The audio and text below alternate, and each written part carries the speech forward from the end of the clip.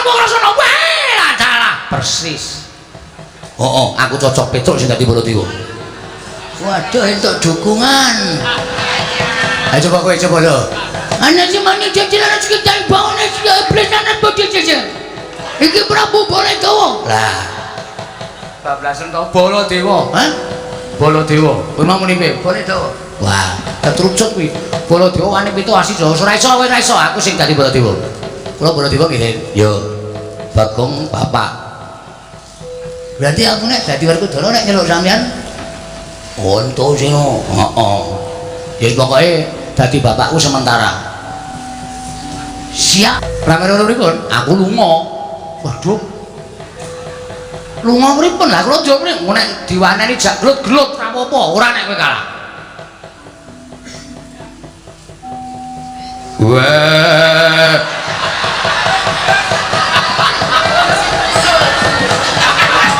Ketoke Werkudarane ra dadi iki ketoke. Ora jajari lah. Aku ki wis kaya dadi kaya ngene iki wis ngrekoso asem. Ya wis kurang gedhe kok. Wah. Sing jeneng kurang gedhe iki suarane kurang gedhe. Ayo coba ngampet-ambegan swara weteng.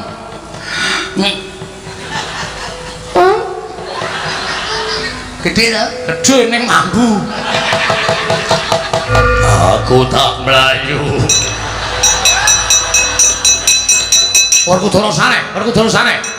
Wah, setan. Ana sing padha rupa karo aku. Njaluk tak untapke nyawane. Iki sapa iki? Iki sapa? Lah kok sak kepenake dhewe. Ayo lunga. Lunga. Iki dikon Baladewa sing kok ya manut to ya. Wah, kaya tok getak-getak atiku miris. Iki sapa iki? Aku kok ngadep kaca gedhe-gedhe iki sapa iki? Weh, ya. Takon karo aku Nata Mandura Prabu Baladewa. Wah, setan alas ku arepe dhewe. Aku Baladewa. Aja ngawur-ngawur aku Baladewa. Sing mburi kowe sapa?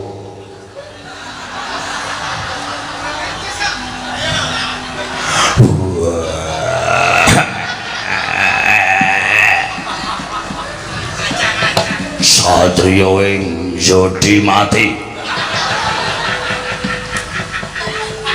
Raden Werkudara cangkemmu gendi. Aku Werkudara, ya wis aku Bratasena. Padha wae, nek padha ya diculke. Wis canda iki. Wis kecekel Werkudara. Iki sing arep iki iblis Petruk iki. Weh, waton bener nek becek.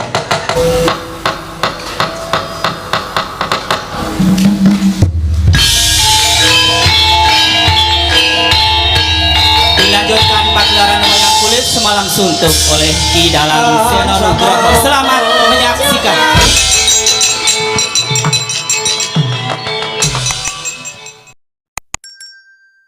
Jeng Amarta sakisinipun nun mangke Koko Prabu dereng sawetawis dangu rawuh paduka Kanjeng Koko Prabu jimat semban kula Koko Prabu ing Dwarawati rayipun para ing Amarta ngaturaken pasegan panakrami kunjuk sandhap padha paduka Kanjeng Koko Prabu ing Dwaraka Koko Prabu Sri Bathara Kresna gat wasisaning Bathara Wayangpura jagat Pathik Indra Jaladewaku. Iyai tansah piranganing kawidadan nering sambi kala sawanipun ing Naraka ing Mandura mangga pundi dada niskala durga mendhak kala sirna namung parenga kula ngaturaken salam taklimipun ing Naraka ing Mandura kunjung sapaduka Yai Haji Ngamarta kula pundi Candaka Panglingga Murda amawahana kabagyaning gesang kula boten langkung kasekecapno anggen jengandika lenggah Koko Prabu. Iyai sampun boten kirang prayogi wiswanipun ing Naraka ing Mandura wonten ing Datlaya Praja Ngamarta dinten sampangge menika. Yai Prabu Ngamarta. Wah.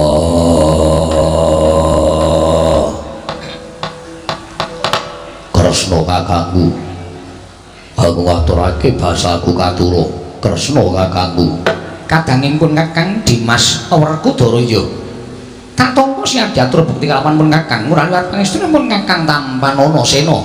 Ndak gegem dadekake jimat prayoga nunggun mulenggah. Yo Werkudara kaya wis ora kurang kepenak. Buli kakangku aku ngaturake basaku katuru. Baladewa kakangku. Kadangipun Kakang Yayi Werkudara atur bekti kalawan pun Kakang tak tampa kanthi lega legawanipun penggalipun Kakang. Ora liwat pangestunipun Kakang Tampanana. Ndak gegem dadekake jimat prayoga nunggun mulenggah. Yo Werkudara kaya wis ora kurang kepenak. Koko Prabu. Nadyan kula ingkang rayipun pamadya ngaturaken sembah pangabekti kula kunjuk Koko Prabu kekalih. Kadangipun Kakang Janaka tak tampa. Siatur bekti kalawan Kakang ora liwat pangestunipun Kakang Tampanana, pangestunipun Kakang Tampanana Janaka. Kula pendhingga jimat pariping dayana ing kasandursan. Nggih kasekecakno anggen jengandika lenggah Koko Prabu kekalih. Arjuna kaya wis ora kurang prayoga, ya Janaka kaya wis prayoga praptanipun Kakang negara Ngamarta. Koko Prabu ngatur sembah pangabekti kula kunjuk. Koko Prabu, kula ngaturaken sembah pangabekti kula kunjuk. Ya kembar. Ndak tampa pangestunipun Kakang Tampanana, ya nek kula Sedewa. Wis ndak tampa pangestunipun Kakang Tampanana. Kula pun ndika jimat paripik. Niki kula pun ndika jimat paripik. Mugi kasekecakno anggen jengandika lenggah. Ya kembar kaya wis ora kurang kepenak. Ya nek kula Sedewa kaya wis prayoga praptanipun Kakang ing Praja Ngamarta. Koko Prabu. Sasampunipun kepareng pinarak ingkang langkung sekeca. Ndadosaken kagiat sotaning manahipun ingkang rayi Ngamarta krana rawuh paduka ingkang boten cecala. Duh Koko Prabu. Upami alit utusan gandhek sak kembaran ageng utusan Ayapa ing Dwarawati bilih kenenggan mangke paduka badhe kepareng tedhak wonten ing Praja Ngamarta. Saestu kula nedya ngrakit Arata Kencana kinarya amethuk paduka Kanjeng Koko Prabu saha nyawisaken Hermawar. Kinarya miji ampeanipun ingkang sesemban kula Nalindring Dwarawati kacena tandha bektinipun kadang taruna tumraping kadang werda Koko Prabu. Yayi. Nadyan nembe kawiyos sing pangandikan kemawon persasat sampun tumplak punjen sinundul puyuh. Namung kula suwun kanthi sanget tata upacara ing kaprajan pengatan menika kala wau mboten satrepipun menawi paduka pisungsungaken dhateng Raka ing Dwarawati. Kala napa pangraos kula pendak-pendak kula sowan dhateng negari Ngamarta. Tanpa beda kula menika wangsul dhateng negari Dwarawati. Mila sampun ngantos langkung jlimet wonten telenging penggalih paduka Yayi Prabu. Ingkang sejatosipun sowanipun ing Raka ing Dwarawati menika badhe wonten pigatos ingkang kula njakaken saha paduka Yayi Haji Ngamarta. Kadereng tuwin kaselak raos sing manah daya-daya ngawuningani Koko Prabu kepareng mambabarana ingkang sejati menggah menapa ta wigatosipun dene paduka kepareng rawuh wonten ing Praja Ngamarta. Yayi wali-wali menapa sawanipun ing Raka ing Dwarawati wonten Praja Ngamarta dinten sak mangke menika namung badhe nyuwun senjata pitulung tumbak kenceng dhateng kadang-kadang kula para Pandhawa supados berak penandhang ing sinandhang ing Raka ing Dwarawati. Mlingking saking menika Yayi dinten sak mangke kepareng suka lilaning penggalih amaring wekdal dhateng Raka ing Dwarawati anggen kula munjuk atur ngersa paduka Yayi Prabu babakan anggen kula kepengin nyuwun tulung dhateng kadang-kadang kula para Pandhawa. Yayi Haji Yayi Puntadewa kadang kula ing Ngamarta Yayi Handrah ingkang Puswita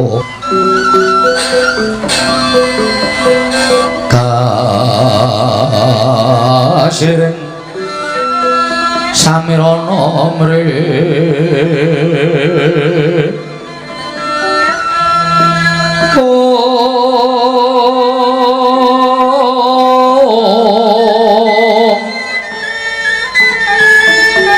sekar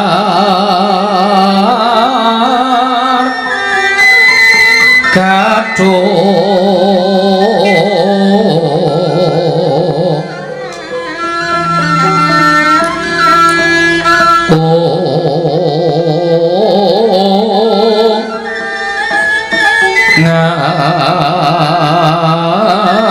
skandanya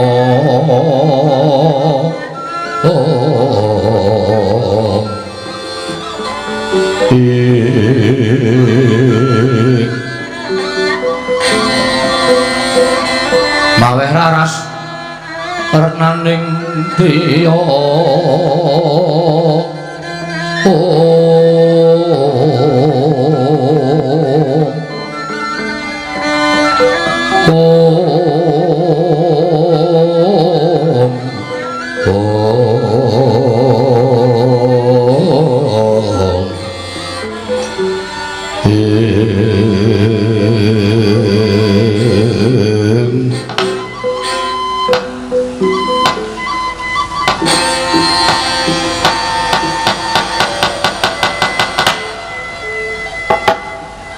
dawuh mekaten Koko Prabu kepareng Ambabarana dhateng rayi Ngamarta Yayi wonten timbalan mugi andadosna ing kawuningan sampun wonten tigang candra tanglengan ingga dita sakmangke menika negari Ndarawati kados nampi melak ing Jawata negari Ndarawati kados nampi pegebluk ingkang tumanduk dhateng para kawula sak negari ing Ndarawati kathah sanggaring para kawula ingkang sakit sonten ketiwasan sonten saged enjing kapralaya mongko sampun boten kirang-kirang nggih kula mbudidaya mripat dang lelampahan projeng Dwaraka srana ngrawakaken para brahmana winasih sewa sugata nyang para nimpuna supados nambak rengkaning praja parandening katindakaken gagar wigarten antokarya mongso kala ingkang sampun kula tetepaken ingkang raka tumuli nglampahi salenarite sesemek ron raja mula bebantal boto sarimbak nampi sasmitaning Jawata dewa paring dawuh negari Ndarawati saged waluya nirma temajati jati temah mulya menawi para Pandhawa ingkang suka sabiyantu bot repotipun ing Raka ing Ndarawati Yayi nuwun sewu Yayaji mboten nampa badhe arep-arep pisan dhateng aturipun Yayi Prabu Kresna babar pisan mboten nanging sanget mboten nginten wanci enjing Yayi Prabu Kresna sampun kepareng rawuh wonten negari Mandura sarwi tawang-tawang waspa sareng kula tanjahaken menapa to sababipun dene Yayi Kresna gadahi sloga ing kados mekaten terwaca aturipun kadang kula ing Ndarawati malah sawanipun wonten negari Mandura anganti dhateng Raka ing Mandura minangka dadi saksi tama anggenipun badhe aturipun Yayi Prabu kunjuk paduka Yayi Samyaji mila boten nama kula badhe ngetingal-ngetingal kelabatanipun Yayi Kresna babar pisan boten sampun marambah makaping-kaping pendak-pendak Pandhawa nampi pepeteng Kresna ingkang saged madhangaken pendak-pendak Pandhawa nampi ribet Kresna ingkang saged mudhari ribet menika kala wau mila terus sanget panyuwunipun Raka ing Ndarawati panyuwunipun kadang kula ing Dwaraka menika mugi kalulusna dening kadang-kadang kula para Pandhawa Koko Prabu kasinggihan jer Pandhawa boten badhe supe dhateng lelabetanipun kadang kula ing Ndarawati namung semantena gandeng Pandhawa menika boten ingkang rayi piyambak nanging klebet Werkudara Janaka tuwin kembar mila Koko Prabu menawi dipun keparengaken kula badhe ndangu dhateng kadang kula sekawan menika langkung prayogi Yayi Prabu tumunten ngadangu kadang paduka ingkang sekawan Werkudara nggih Dimas mesti ora usah dadak nganggo angambali pengendikaning Koko Prabu ing Ndarawati Siadius midhanget dhewe Maragaki matur monggo penemune Yayi Sena kepiye yen pancen Pandhawa dadi sarana waluyaning projeng Ndarawati aku ora bakal wegah Maragaki dawono aku mbok dawuh munggah gunung medhun jurang yen perlu jegur segara aku ora bakal selak waton dadi sarana waluyaning projeng Ndarawati Koko Prabu bebasanipun ingkang rayi kadhawan manjing tumangan kula mboten badhe selak waton dados sarana anggenipun Koko Prabu Ndarawati saged amadhangaken negari Dwaraka Koko Prabu Yayi nakula kepiye nggih Koko Prabu najan paribasan kula kadhawan beto barang ingkang awrat mlampahi ing tebih kula mboten badhe selak namung mastuti dawuh paduka Kanjeng Koko Prabu ing Ngamarta Yayi Sedewa kepiye monggo penemune Siadi kula nyuwun pangapunten menawi dipun parengaken radi majeng anggen kula ngabiyantara kersa paduka Kanjeng Koko Prabu ndak keparengake Dimas kadangku pragil sikra-sikra yen premanaka drong rakinawang sesangka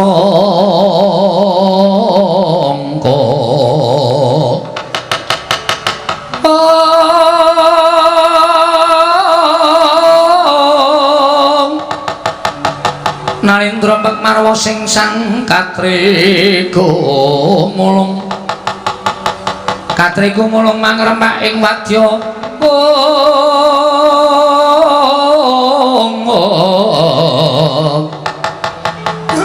Urta-kura reka kiri-kiri Prananggana magawe gelari rawang-wang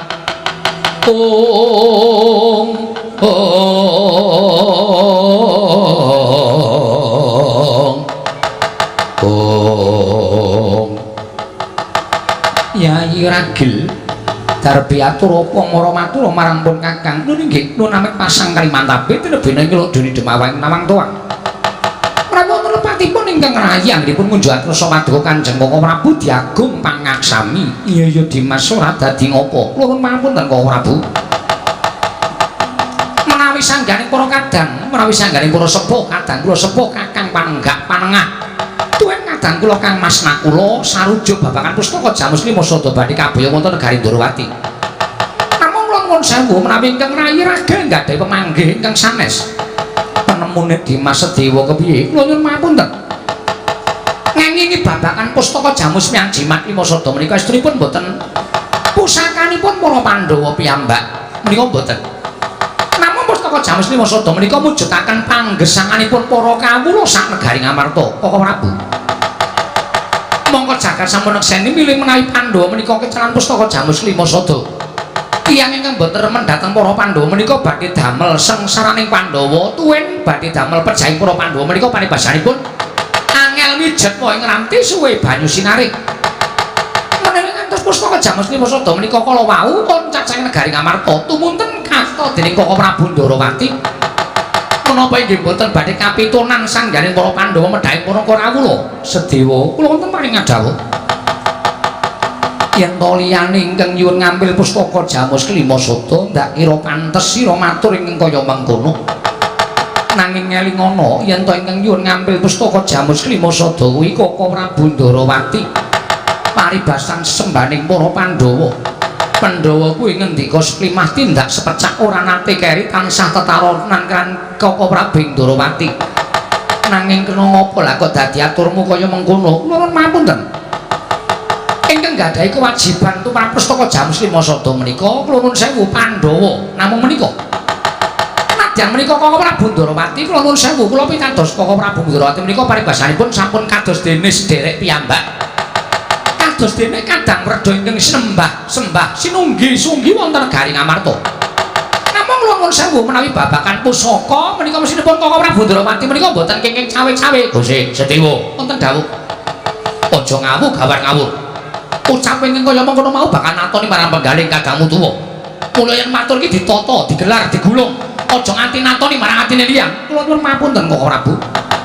Atur kula menika adhedhasar leres kemawon boten kok badhe natoni dhateng penggalipun Koko Prabu Ndorowati menika babar pisan boten.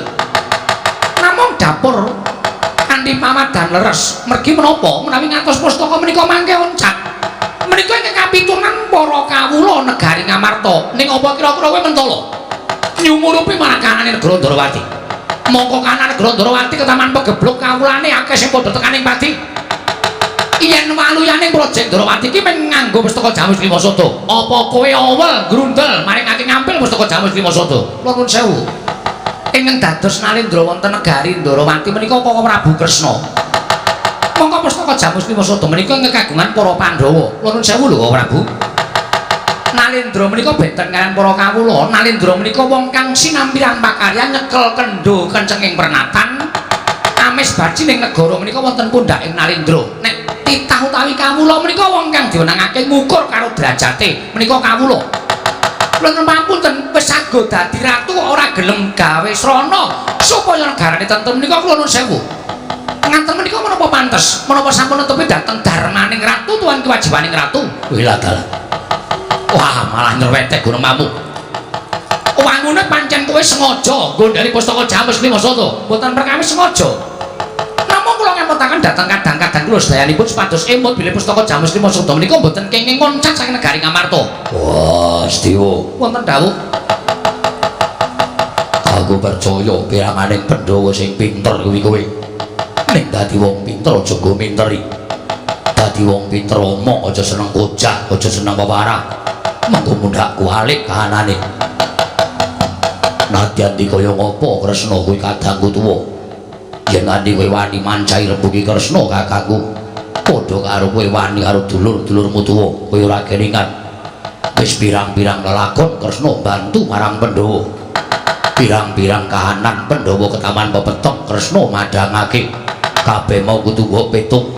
Ora watut drangkap-drangkap drwili kaya grojogan ucapmu. Wah, yen pancen kowe sing ora sarujuk pustaka Jamus Lima Sada digawa dening Kresna kakangku. Cetha lamun sejatine Pandhawa ku sing dadi klilipe ning Sedewa. Nuwun pamunten Mas. Kula mboten kepengin dados klilipe kadang-kadang kula werda menika mboten babar pisan mboten namung estunipun kula nuwun sewu kadang kula sepuh menika racak-racakipun supe menawi adu abenajeng kalian tiyang yang sampun labuh dhateng para Pandhawa. Ingkang gumana musik wonten salebete penggalipun kadang kula sepuh sedayanipun menika kepiye to carane males kabecikane wong liya. Kula nuwun sewu. Pandhawa rumiyin mboten tawa. Pandhawa menika mboten nyuwun. Nanging ingkang nyaketi kaliyan para Pandhawa menika nata Ndarawati. Dadi upama nata Ndarawati menika paring kesaenan dhateng para Pandhawa menika kula kinten menika ikhlas lahir batin mboten nyuwun keliru menapa-menapa. Sewa wonten dawuh. Lah aku malah saya dadi nranyak sak dhuwuring tengkau ucapmu. Nadyan pancen bener kaya mengkono, nanging mestine Puntadewa Kyai Prabu Werkudara Janaka apa dene sira kuwi nidani marang kabecikan liyan, ora sak karepmu dhewe. Yen carane kaya mengkono kowe bakal ora duwe kanca. Nuwun mapunten. Nuwun mapunten. Perkawis kula mboten dipun sanak dhateng sinten-sinten menapa mboten menapa-menapa, nyatanipun kula gegeki dhateng adil lan bener. Dasar kula namung adil kemawon. Sedewa. Wonten dawuh ora sakakean guna tanpa guna. Wis ngorek-orek raine wong tuwa ingkang ora bakal irang selawase urip. Aku mbok gawe sastra wirang ning arepe Kresna kakangku. Saiki ngene. Nggih, kados pundi? Kowe sarujuk apa ora pustaka Jamus Lima Sada asta dening Kresna kakangku? Nyuwun mapunten. Ayo wangsulan. Nggih, nyuwun mapunten. Menawi pustaka Jamus Lima Sada dipun asta dening Kakang Prabu Ndarawati, kula mboten mathuk, kula mboten cocok tuwin, kula mboten raja. Kowe ora mathuk? Mboten. Monggo Puntadewa kakangku aku Jampruk lan kula wis padha sarujuk. Tegese ming kowe sing ora mathuk. Inggih, kula nyuwun pamunten. Yen ngono kowe badal dawuhing Werkudara. Nggih, sepisan ji menika Kakang Mas kula nyuwun pamunten mari mangsa kula badal dawuhipun Kakang Mas Werkudara. Yen pancen kowe badal dawuhing Werkudara, aku ora sudi duwe adi Sedewa. Aku ora sotah ngamarta kanggonan menungsa sing wani karo kadang reda kaya dapurmu. Nggih, nyuwun pamunten. Ayo lunga. Kakang Mas, kula namung ngemetaken dhateng kadang reda. Ora butuh kowe elingake. Minggat ora? Ora minggat dadi kaunsak candhal uncalke njaba. Nggih, nyuwun pamunten Kakang Prabu, kula nyuwun pamunten Kakang Prabu.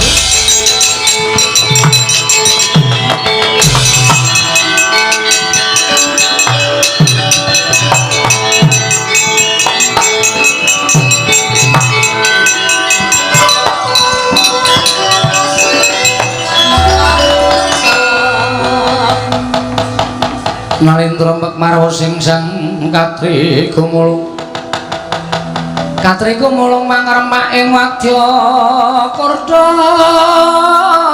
kurorek kagiri-giri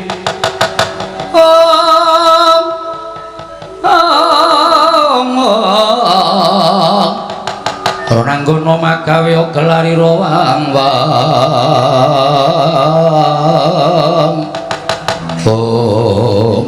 Dimas Werkudara. Mestine ora kaya ngene kedadiane lakon ning Praja Ngawarta. Wis wis. Ora sudi duwe adi kandhani ora gugu. Wani mancai rebuki wong gerak. Werkudara. Nggih. Wong aku ora apa-apa, mergo aku ngerti kepenan pambeganing kadangku Yai Sedewa. Ning ora kudu kaya mengkono. Lah kok dadi malah siap nglungake karo adimu lanang. Iki mung kaya nganti kawanguran dening para kawula apa ora banger bacen asmaning para Pandhawa ing atase Pandhawa kuwi garepe kudu 5 kok ming 4. Wis ben. Kuwi perkaraku. Yen nganti Sedewa ora bali yo ben. Nek ngono Pandhawa ming 4. goleki imbuh sak-sae. Lu kok goleki imbuh sak-sae piye? Pandhawa kok imbuhe sak-sae. Wah, tinimbangane duwe kadang sing kandhan-kandhanane ngayel wis ben. Monggo tak urusi yen pancen barep kepengin Sedewa bali ning Amarta lak golekane. Yen ora kepengin bali ya wis mati wonten perut sing Dwaraka. Koko Prabu gandeng sampun sami sarujuk. Monggo kula aturi nampi pustaka Jamus Klima Sada Gusti Kresna. Lah aku piye Koko Prabu? Koko Prabu lenggar win wonten ing mriki mangke menawi negari Drawati sampun padhang. Tumunten kula ngunduraken pustaka Jamus Klima Sada sinambi amethuk paduka Koko Prabu kula dherekaken kundur dhateng Mandura. Ngono. Inggih. Ya, aku manut. Sawetara tak mapan ana negara Ngamarta. Menika kasinggihan Yayi kula nyuwun pamit tumuli kamarina pustaka. Daya-daya kula madhal pasilan sembah kula ingkang nderekaken jengkar paduka Kanjeng Koko Prabu Dwarawati.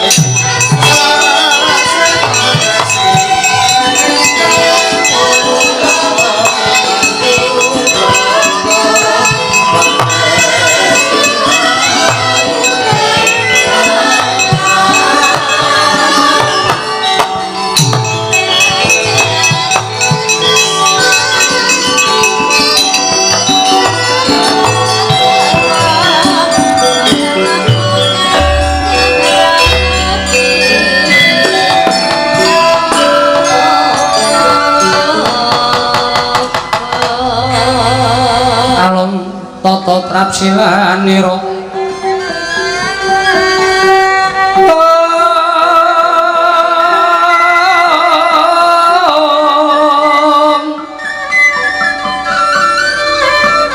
ngajamaken astanira kalih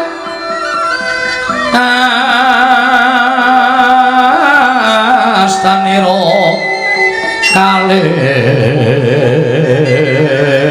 pisan yen ngandika magawe obranta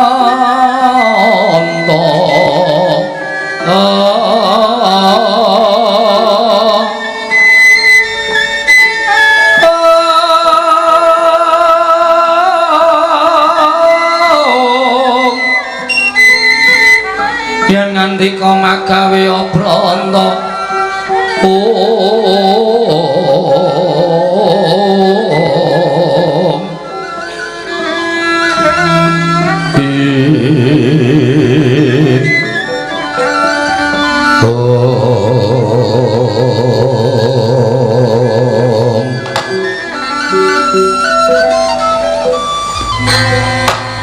gawe kaget sak pengereng Koko Prabu iki sowan Ngabyantara Panakawan Petruk kelawan Bagong ana wigati apa ora kaget timbal ana wigatine apa Panakawan padha sowan yen pancen sowane becik bar kakangku kudu ngluwibawa laksana nah yen sowane Petruk apa dene Bagong bakal gawe geger dielingake yen to iki nek kedaton.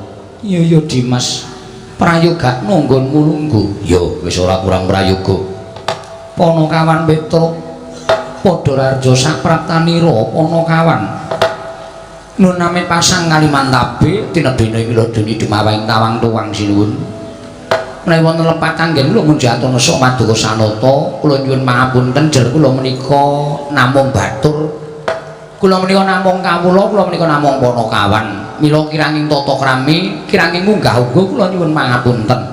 Ya Petruk ora dadi ngopo wilujeng sowan kula bekti kula kunjuk. Ya Petruk ndak tampa pangestuku tampanana kula pun dinggo jimat paripe dayanana ing kasantosan prayoga nonggonmu lungguh sampun boten kirang prayogi Panakawan Bagong padha raja sapraptamu pangestunipun sinuwun Prabu Darma Kusuma tansah pinayanganing kawidadan niring sambikala. Iya Bagong. Nggih. Sowan ratu kok tanpa nganggo klambi.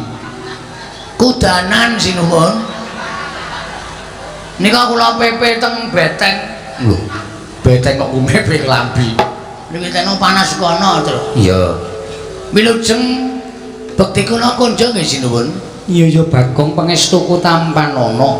Kula pun dinggo jimat paripen dayanana ing kasantosan. Prayoga nunggun mulungguh. Sampun mboten kirang prayogi. Punakawan Pitruk Pandhararja sapraptamu. Sinuwun mandura. Ya. Wilujeng den bekti kula kunjuk. Ya, pangestuku tampanana. Nun inggih sangat anggen kawinjatosaken jimat. Punakawan Bagong Pandhararja sapraptamu. Pangestunipun sinuwun Jenengan bekti kula kunjuk. Ya, tak tampa. Mung kowe tak kandhani. Nggih. Ratu kuwi dudu omahmu. Kedaton iku bak tata krama, nganggo pernatan ora sapenake dhewe. Kowe sowan ratu tanpa nganggo klambi, mongko tanpa nyembah, tanpa ndodhok anggep apa? Kowe iki dadi patuladaning para kawula najan kowe midrajating batur. Ning kowe iki baturing para Pandhawa, kowe panakamaning para Pandhawa. Kawula iki do nulat karo cak-cakaning panakawan, ora sapenakmu dhewe. Ki ngopo ta iki? Kowe kuwi lho, Hah? kowe kuwi. Aku ngopo? Kowe iki ora nganggo klambi. Heeh, maksude Nek neng kraton ora entuk kudu nganggo klambi. aku wis matur to teles. Nek aku masuk angin, Baladewa gelem ngeroki po. Lho. Kose to iki ratu e, Gong. Lah ora ana kenthang kimpuling lelakon pojok pleret teng kanan kok muni-muni lho. Tur sing tak jak salaman ki Sinuwun Prabu Puntadewa. Sinuwun Prabu Puntadewa ora lara atine kok wong kono-kono kok geger iki ngopo? Gong, iki Nalendra. Wis ngerti ngomong tukang becak ya sapa? Ning ora ngawur. Aku ya lara ati duneke sapenake dhewe ora. Tur kene iki ngamarta. Aku ki mlebu metu kene iki, Truk. Nek ora ana pasewakan kowe ngerti dhewe to, sing ngepel iki sapa? Kowe karo aku nganti gembrobyos. Sing ngepel aku, sing ngresik-resik aku, sing ngeluti aku kok. Kono kok omong bae. Aku ki ngandani tata krama, tata kramane. Abdi karo ratu lan pranataning praja. Wis ngerti.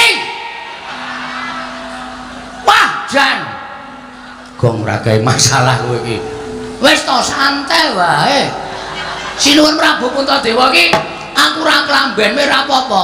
Tak ora percaya ta. Sinuwun Piye Bagong? nyuwun ngapunten kula mboten gawe klambi nggih. Ora apa-apa. Mendengar apa tidak? Senengane do kaya ngono kuwi.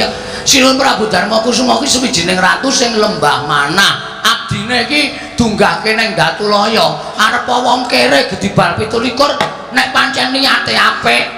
Kepengin nyuwun karo Nalendra diparengake munggah ana ing Datulaya sing jlambrahe kaya ngene iki. Ya, Tru? Ngono kuwi kok omonge ora. Ya wis ora gelem kandhani ya wis. Rasa ngandani wong bapak ora tau ngandani kok kowe ngandani. Demen isin kowe rasa kondo karo Bagong, rasa ngomongi Bagong. Dinengke wae. Wah, bocah kurang sakon. Wingi pun digenepi ya, Teh? Pitruk Pandhararja sapraptamu. Lujeng den bekti kula kunjuk. Ya, Bagong. Dalem Rarja sapraptamu. pengantenipun Dara Werkudara wilujeng bekti kula kunjuk. Ya. Pitruk Bagong Pandhararja. Pangestunipun Dara Janaka wilujeng bekti kula ngiten. Ya, Pitruk Bagong Nun Raharja sapraptamu. wilujeng bekti kula kunjuk. Iya. Ing atase Bagong kok akon pindah Janaka. Njur derajate iki dhuwur endi? Riki niku tempat duduk kula. Lah sampean kok nenggoni? Nomor kursi pinten? Lho, nomor kursi pira? Padahake ora. Wis Janaka ora dadi ngopo, Koko Prabu Kasinggihan. Petruk dalem. Ana apa Petruk apa sowan saka karepmu dhewe? Apa diutus bapakmu Semar? Saderengipun kepareng ngaturaken tebah Siti Sekul binuntel ing ron klapa. Apuran tambah bila wonten lepat kula nggih kula mun jatur Maduka Sang Nata. Iya ya Petruk ora dadi ngopo, matur sembah nuwun. Dungkak angka kalih kula namung badhe caos suwuninga sinuwun. Sampun wonten Setunggal Candra niki bapak lara. Lho. Bapakmu nandang ruga. Nggih. Pun boten purun menyat saking peturon. Ming meneng mawon. Nek kayane niku ya mbuh larane apa ning matane niku melek terus kedap-kedip ning boten purun ngendika, boten purun obah, ming meneng mawon. Sentek ati kula. Ya, Gong. Ora. Mbok iya ngono to, Le? Aku ki penemune dhewe. Iya, iya. Soalnya nek bapak loro iki asline lho aku bahagia. Lho. Mergane pekarahane bapak gede. Kan ra urane kowe karo aku entuk warisan. Nek ndasmu diklune gak percaya ngene kok. Anak kok kaya ngono ora. Wis gak matur. Bapak niku sakit. Oh, kula wis mboten kurang-kurang anggen kula kepengin nambahke bapak niku kula goleke Brahminasis sing wong pinter kula kendhampeni karo bapak niku ya wis madal sairing usada mboten iso ditambani. Sedih kula pendak dina niku kula tunggoni. Ya mau nganti sesasi kok dereng enten kabar Pandhawa tilik karo bapak. Mula tumuli nalika semanten wancine malah tengah wengi. Kula kalih gareng kalih Bagong niku nedeng mlek-lekan nunggu karo bapak. Bapak niku gregah tangi. Kaya dudu bapak sing ngendika. Ning nuding kalih kula kalih Bagong, nuding ngenten iki terus ngendika, Pandhawa kudu tekan kene sinambi mundi pustaka Jamus Jimat Lima Sada. Bareng ngoten niku nggletak melih. Persis Mr. Bean ya. Heeh. Kowe ngerti Mr. Bean barang Auto TV e. Waduh. Wis tuku TV. Wis karo kasih apa? Kasih player. VCD kok kasih Seneng nilekmu kowe kok. Profesor di kaset iki. Heeh, APCD. Heeh. Apik terus kanggo nyeteli film silat. Mulane betah ning omah. Kowe ndek sing Cina? Oh, sos. Ajar ora. Ngoten niku sinuwun. Mula tumuli kula sowan Sang Krisna Prabu Darma Kusuma ingkang wigati namung badhe nyuwun para Pandhawa gangsal cacahipun monggo kula aturi tedhak wonten ing Karang Kadempel mituhu menawi dados ngendikanipun bapak sinambi mundi pustaka Jamus Miang Jimat Lima Sada pun ngoten mawon cekaos gampil mawon sedyanipun Petruk dinten niki sabibaring masiwakan ndara kula Puntadewa Werkudara Janaka nek kula Sediwa kula dherekaken rawuh wonten ing Karang Kadempel sinambi mundi pustaka Jamus Miang Jimat Lima Sada nek Pandhawa kersa mbok menawa dadi srana waliyanipun bapak ning nek Pandhawa ora kersa ateges nuwun sewu selaminipun kula suwita menika mboten dipun agem dening pepundhen Pandhawa selaminipun kula labuh-labuh dhateng para Pandhawa menika mboten dipun gagas dening para Pandhawa lan nyata yen Pandhawa menika satriya ingkang mboten ngerti dhateng lelabetanipun tiyang sanes menapa ta sababipun kula matur mekaten hebanipun bapak menika anggenipun suwita dhateng para Pandhawa menika sirah dienggo sikil dienggo sirah ming supaya muktekke para Pandhawa ning bareng Pandhawa wis mukti ngawibawa Nyakrawati Baudenda diaturi rawuh teng Karang Kadempel kok Pandhawa mboten kersa kanthi pawadan alasan napa kemawon mboten tedhak enten Karang Kadempel kula anggap nek Pandhawa nika mboten ngerti males kabecikanipun Bapak Semar pun ngoten mawon kula nyuwun dawuh Petro wonten dawuh satemene nelongso penggalihku bareng midhanget yen to bapakmu nandang ruga. Nggih. Lha niku bendina ya nangis. Teng omah niku bapak wis kaya kunarpa. Wis ora iso apa-apa. Bebuang nggih teng kasur. Nguyuh nggih teng kasur. Bapakmu nggih. Kula sing ngresiki. Kalih kula ora tau wingi jek pas kira ana aku lho, Tru. Ora tau nyedak ora gelem malah wedange bapak tok omba-ombe. Kowe anak sing kebangetan kok, Gong. Niki lho sinuwun. Terus kula mbok menawa niki dadi sarana waliyane bapak. Pandhawa tak aturi rawuh teng Karang Kadempel. Petro, dalem aja ngluputke aku ya, Petro. Lah pripun? Yen kowe njaluk Pandhawa jangkep dina iki ora jangkep. Yen sira nyuwun Pandhawa mundi pustaka Jamus kelima sada dina iki ora ana. Lho. Sebabe napa? Mara gage petungan Pandhawa ingkang padha lenggah ning Datulaya iki apa genep 5. Ndara Werkudara, Ndara Janaka, Ndara Nakula. Oh. Kok kurang siji? Bendaramu Sedewa ora ana. Kok mboten wonten? Petruk tak ketak sirahmu kok. Kaget aku. Yang ngapunten ae. Kaget kula iki lho. Kok dadi Ndara Sedewa mboten wonten niku pripun? Ndara Sedewa ora ana. Lho, le nyareke jam pira?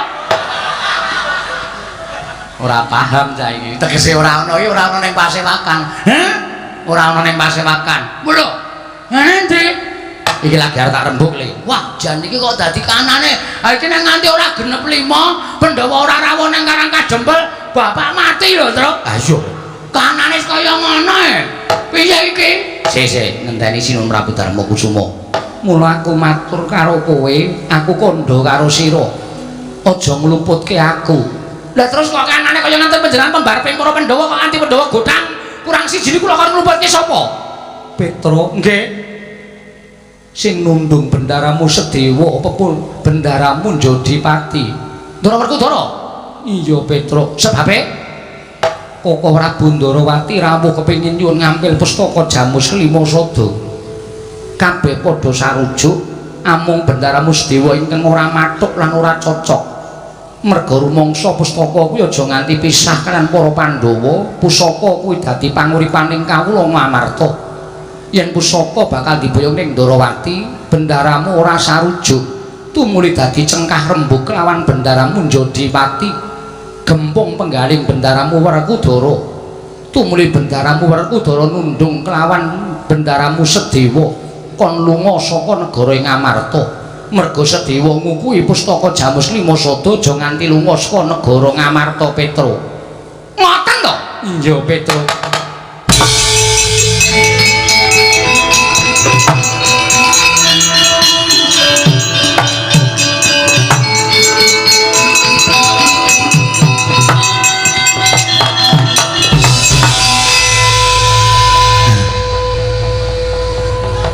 Ngapa itu? Menengo.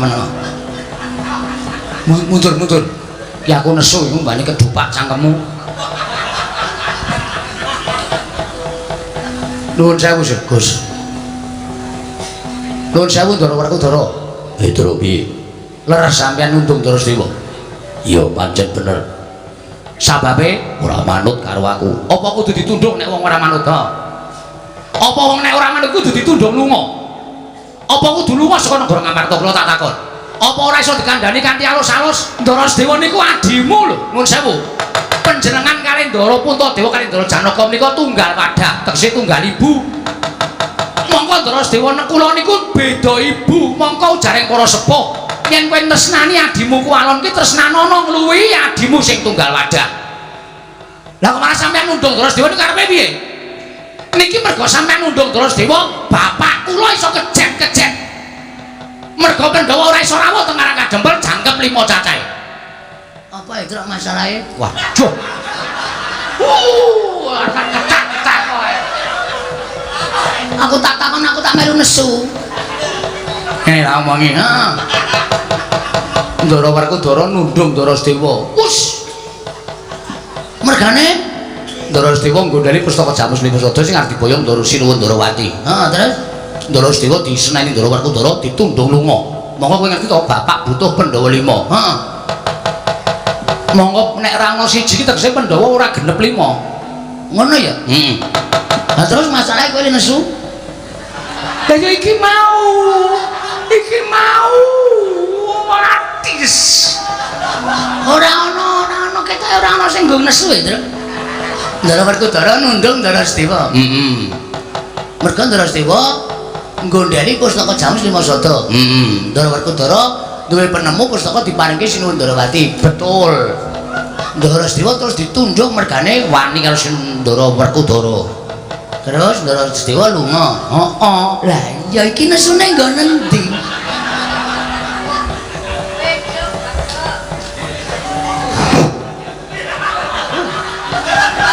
Aku dhewe bunek lho kok. Ngene lho. Iki nek Ndara Dewa ora kondur, iki ateges Pandhawa ora iso rawuh ning Karang Kadempel 5. Ngerti to? Bapak butuhke apa? Bapak butuhke obat. Obat nggo ngobati matamu kuwi. Trombo ora kasar cangkeme. Aku ki mumet lho gong anakku ki goblok banget. Wah, wis rasa nesu. Ya nesu karo kowe karo aku ki wis wong loro e. Nek nesu karo Ndara Werkudara. Masalahe Ndara Werkudara nundung Ndara Dewa. Oke. Rasa suluk. Tak suluk barang ora. Men ketok greget ora. Maksudmu piye, Wer? Lho. Adimu dhewe tundunge maksudmu piye? Monggo bapak mbutuhke Pandhawa 5 rawuh nang Karang Kadempel sinambi mundi. Apa to? Pustaka Jamus Klima. Pustaka Jamus Klima Sada.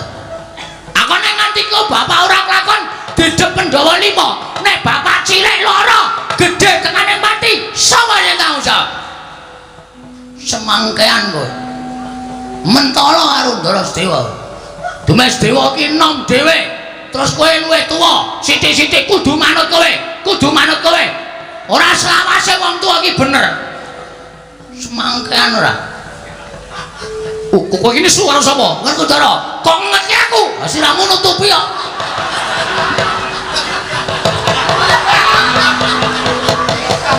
Ngono luwih cetha.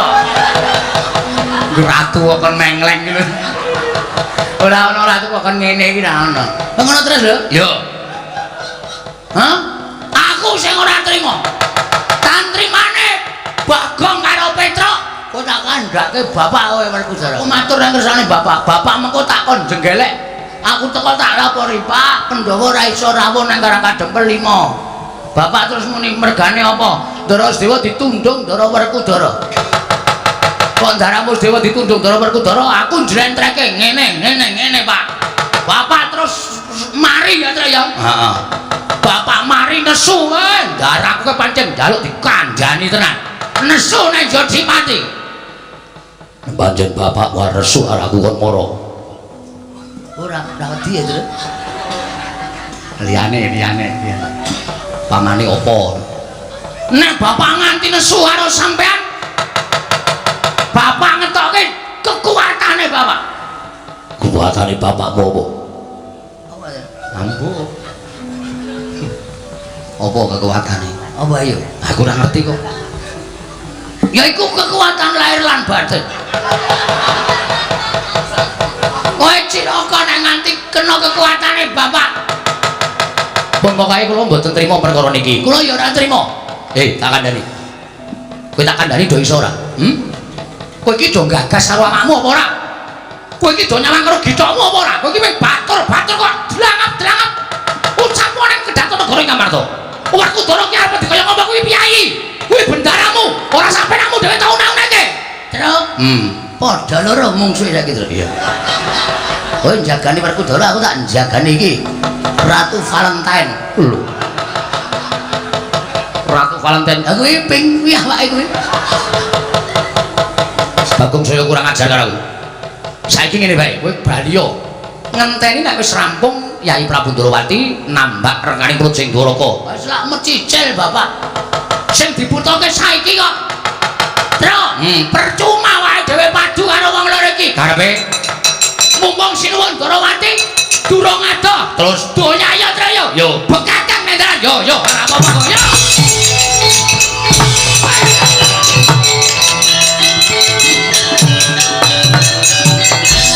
Manut semanik jajalan surtane bauna iblis anak. Ratu diancam karo batur-batur harga ngopo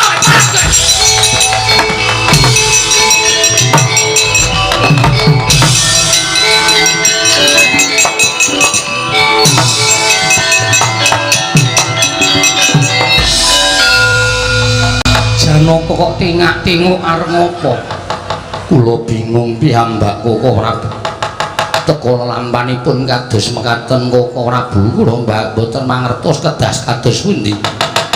Yayi, Werkudara lan Koko Prabu Mandura sajake merang sarta miruna kelawan Panakawan.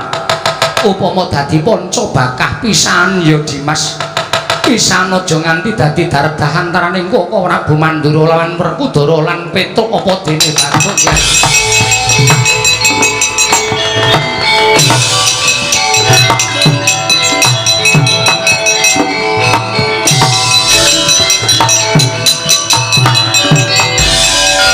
Ya bang, aku ya ora ngerti. Aku adek kok klepat lunga, ayo kan men. Ketok gayeng e. Oh gunung atos ora. Komen ketok gayeng ora. Ning mestine Sinuwun Ndarawati iki biasane nek tinggane ndi-ndi ngasta kreta. Heeh. Titianing Sinuwun Ndarawati iki kreta Kyai. Jaladara. Iya. Titik wae bane to. Heeh. Tilase. Heeh. Iki. Ha. Ayo kapokmu kapan? Kecandak iki genah iki terus. Ha iki lho, Mbak Tipak ban iki lho. Heeh. Tak turute. Ya. Hati-hati lho, Gong. Udu gak terus. Udu. Wong gawa botol. Ah mesti kaya Wah, wis. Ning mesti ketok ora adol terus wong aku ki mau kaya seliringan kok ning Amarta. ayo. Piye Gong? Sik terus. Kae kok padang-padang ana panggung kae apa ya? Dilek ana sik.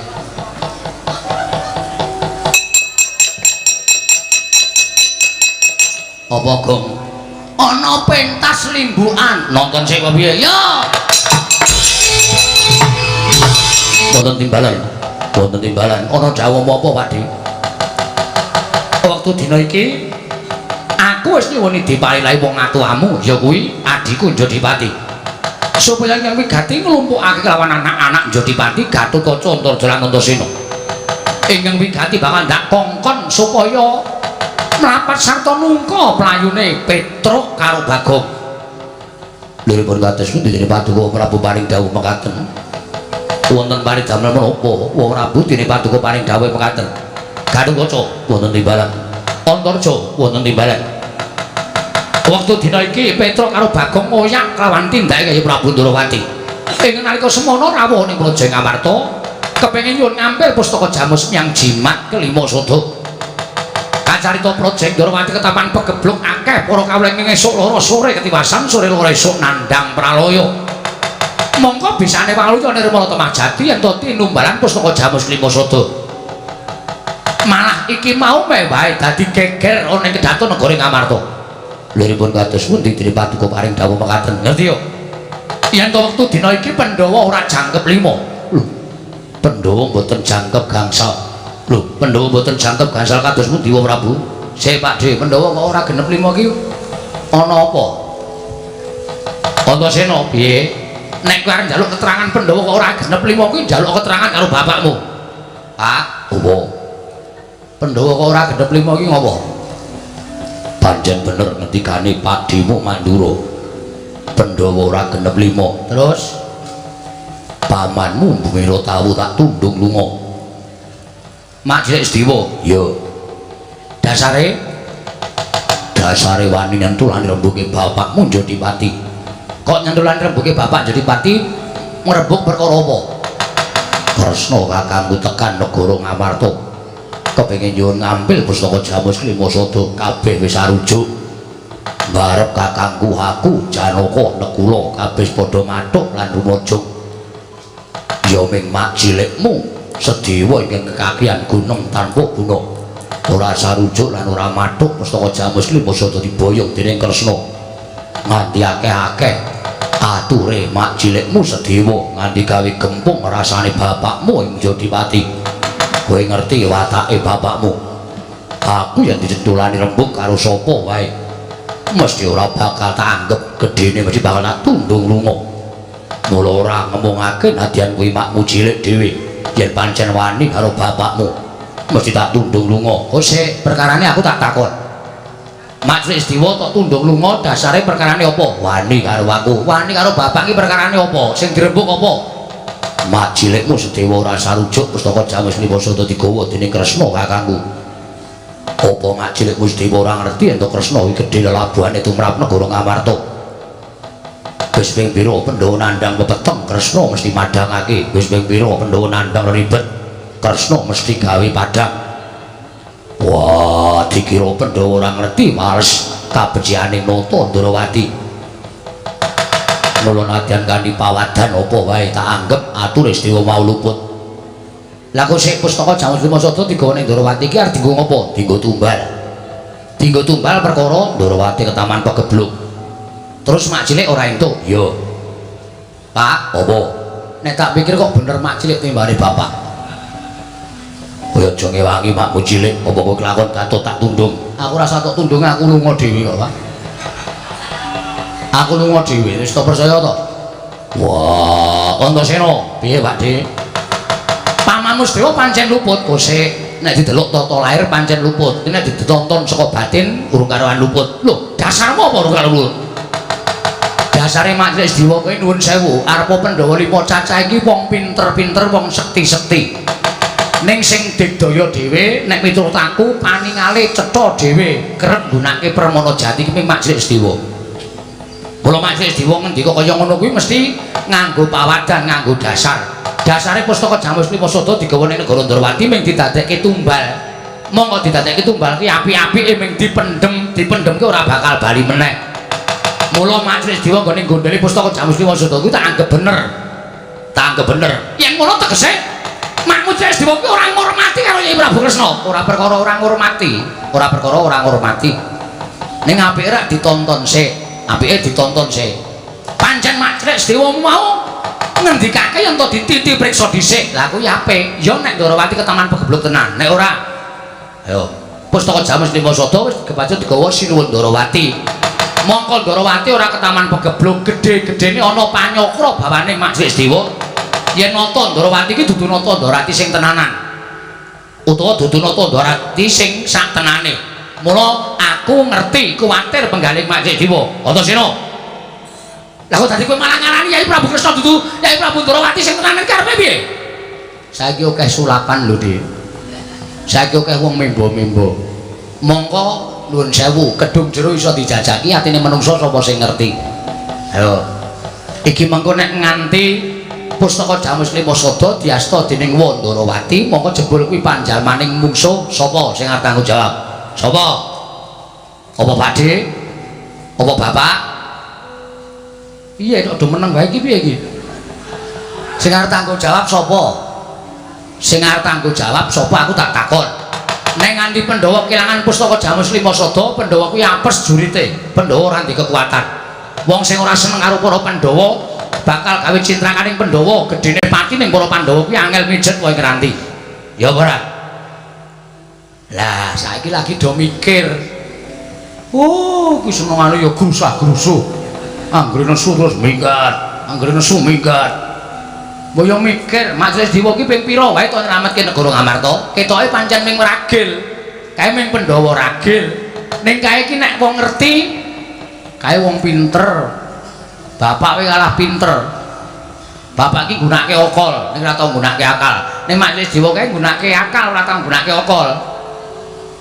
Okol ki kalah karo akal. Cerewet. Nah, tenan to. Nek cerewet. Terus sire Pakde Baladewa piye? Iki mau Petruk karo Bagong sowan. Ha, terus Semar loro. Lho, kakene Semar loro? Yo. Jarene Petruk karo Bagong nalika tengah wengi Semar jenggelek. Tumuli Semar paring dawuh, Pandhawa 5 ngundi pustaka Jamus Lima Sada kudu tekan Karang Kadempel. Petruk sowan karo Bagong kepengin mboyong para Pandhawa 5 cacahe. Mundi pustaka Jamus Lima Sada rawuh ning Karang Kadempel. Ning Pandhawa ora komplit tur dasare pustaka Jamus Lima Sada wis diasta dening Nyai Prabu Kresna. Mula Petruk karo Bagong nesu ngoyak karo Nyai Prabu Kresna nggone ngasta pustaka Jamus Lima Sada. Galukaca wonten timbalan. Antarja wonten timbalan. Kowe sing iso mabur ngambandir Gantara, sing banter nggonmu ngambandir Gantara. Bagong karo Petruk oyakan yen maning wani gawe lara ning Nyai Prabu Kresna. Mongso berontak paring purba wasesa dina iki. Nggih, ngestaken dawuh. Nyuwun pamit. Sing ati-ati aja kaya bocah cilik.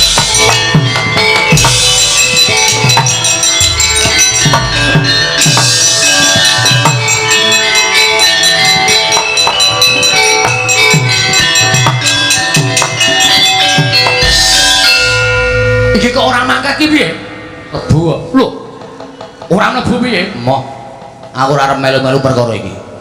Tur dasare nuwun sewu, nek aku nyikara karo Petruk karo Bagong kok kayane kuwi ora watake Antasena Pakdhe. Jane perkara iki iso dirembuk sing apik-apik. Ning Petruk karo Bagong ngoyahi Prabu Kresna, ngoyak ya ben wong dasare dheke ya butuh. Nek Petruk karo Bagong kuwi ora mboyong Pandhawa 5 cacahe sinambi mundi pustaka Jamal Dimasada ning Karang Kadempel. Semar loro, kakekne Semar loro. Mongko kembange wong loro ki tekaning pati. Nek nganti Semar ora ana sapa sing kerangan? Tak takon. Sampeyan ki wong tuwa-tuwa isane ping grubyuk rono ora nganggo akal. Kae ngono sing guru kae. Ngopo? Cek ndasmu.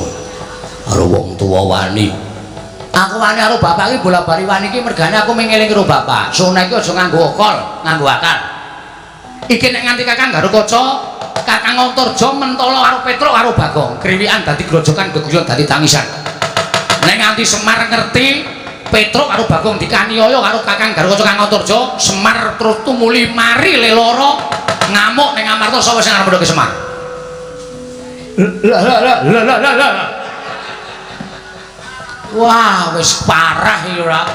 Parah piye? Wis kono mangsa bodho. Ning nyuwun ngapura, aku ora melu-melu perkara iki, Mas.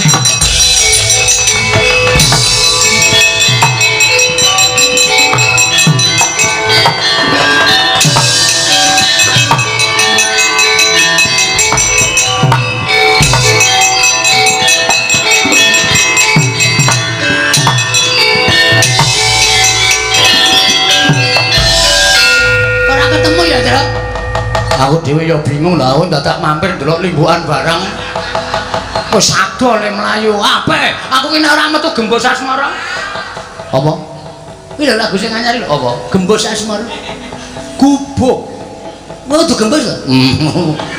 Tak kira nek Gembos Asmara, nek Gubuk Asmara ki nek ora nggo gembos. Oh. Saedan. Ha iki terus nek arek dilar goleki. Wah, cilaka iki. Piye ya, Kang? Ambo. Kok ning Darawati wae yo.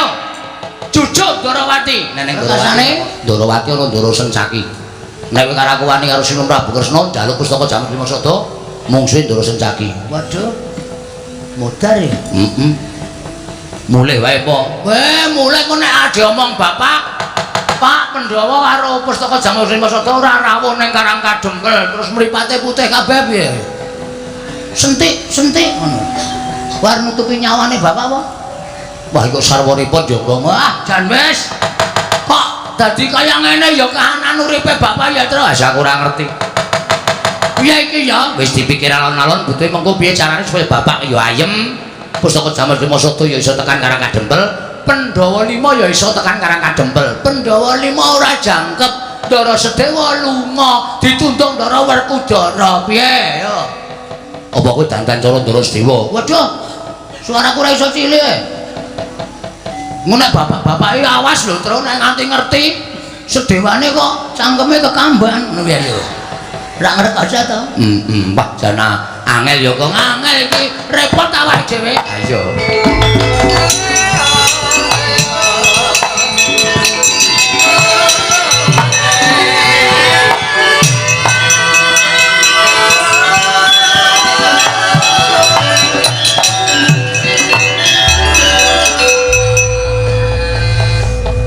Bekti kula kunjuk Ndara. Ha iya tak tampa. Tiba pedhe-pedhe Yayi Patih Angling Darma. Cah petok ora. Ngapain? Lungguh kisor, lungguh kuarak. Ada siapa? Mengo. Wih. Bose. Ngapa ya, Tru? Ah mestine dikongkon Ndara Werkudara.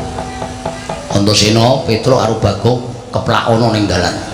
Wani nusul arep ngoyak Sinuwun Prabu Ndarawati. Waduh. Nek liyane iki aku rada wani. Nek iki mantan gendho iki ayo. Merkoso awake dhewe. Slamet to, Kang. Pangestune Ndara Antasena wilujeng. Petruk slamet. Pangestunipun Ndara Antasena wilujeng, Den. Enten apa? Aja duwe panyokra bawa sing elek karo aku ya, Tru. Lah nyatane sampean tiba-tiba datang teng mriki, rawuh mriki kaya mak tratap to. Wong kula lagi wae gawe geger ngamarta. Dikongkon keng bapak, heeh. Dikongkon dhewe kerja. Maune iya. Terus sampean ragu. Mah modar aku, Tru. Niki mawon, niki sing dipateni pertama. Ampun dipateni ndara nembe nggih sinau. Kuwi kuno banget kok kuwi iki. Kadang kala ya masuk wong aja sembuang sing kuno-kuno. Ya.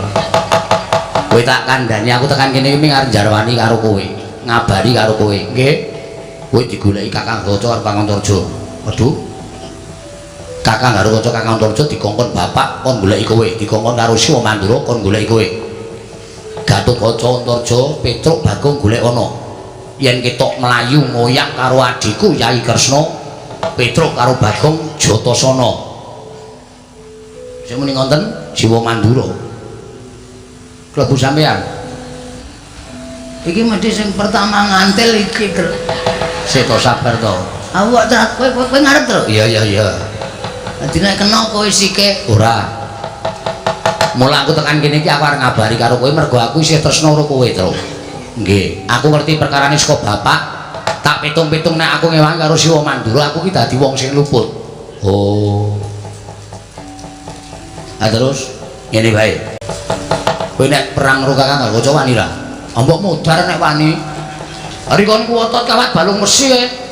Kula maju lagi sedhela candas kula diclucuk. Mudhar kula. Nek Bagong musuh Garukaca wani ora? Mbiyen wani, mbiyen. Saiki wis tuwa ya wis ra wani, Mas. Wani tenan Bagong. Wani ambiyen Garukaca ki kalah karo aku. Zaman kapan? Zaman isih 5 tahun. Ha isih cilik kuwi. Ha iso nek iki mudhar tenan. Kalah aku wis ora wani. Nek ora wani mongko iki do goleki kowe. Waduh cilaka. Ngene bae.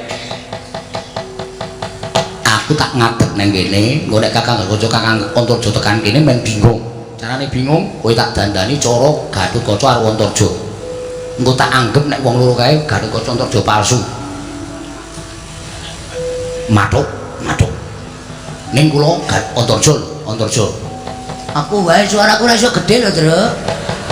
Aku Antarja wae. Gah rasa kowe mengarep tok gua ambles bumi nyolongi telo-telo to. Sing wingi urung entek kok saiki arep nyolong meneh. Aku gak kaca. Wis yo. Iso napa, Den? Lho, ora iso sebab apa? Nek ora iso trimo ora urip aku nek ming malik kowe kaya Kakang Garukaca Kakang Antarja. Oh, nggih. Dong ampet tambekan.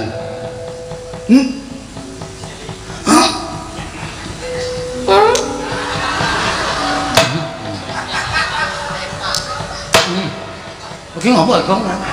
Ngampet tambekan kok mburi metu. Wih, dian pirang sasi Tru ora bebuang kowe. Kok batang ngambung. Wah, mak sentuh sak bis mambu kabeh. Nggo namun ae. Sak bis mambu kabeh iki nggo namun. Niat pancen tak uja ya. Wis gampang tambakan nggih. Tan samar pamoring sukma sinukmaya sepi sumimpen telenging kalbu. Ucap kacaita nalika semandhep eling-eling Sang Antasena titah ingkang katarima gesange bebasan wiji sejati wiji mulya sak ciptane dadi sak sedyane ana sigra tingkem kang netra nenuwun bareng panguwasaning dat kamurwedat katarimah panuwuning Sang Antasena dening para Jawata ical wujuding Lurah Petruk lan Ki Lurah Bagong wentek nenggih Raden Antarja Raden Gatotkaca.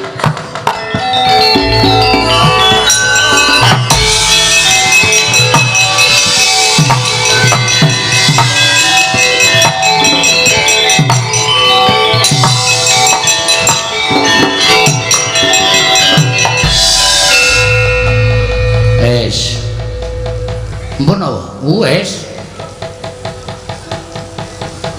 Weh. Gleleng. Gong Aku wis dadi kok. Wis. Wis nggoyo Ndara Gatotkaca. Kowe madhep rene. Nggih. Tunggu dhuwur kowe iki kakangku kok. Oh, nggih. Ora usah basa karo aku. Ya. Nah, semono kuwi suarane pas. Iya, Dimas. Nah. Kakang Gatotkaca tenguk dhuwur.